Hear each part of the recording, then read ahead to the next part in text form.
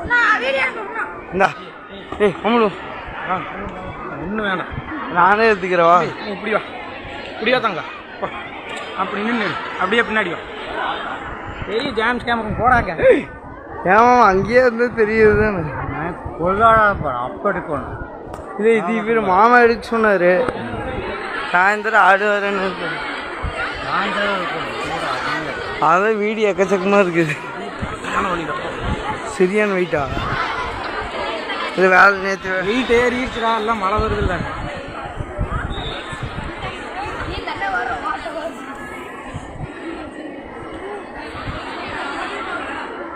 ஐயா அவரு லாஸ்ட்டு ஆடு ஆடு பிள்ளைங்கள விஷயம் மாமா நீ வேணாங்கிறாரு. லாஸ்ட்டு போ கலெக்ட் பண்ணு போ அப்படிங்கிறாரு.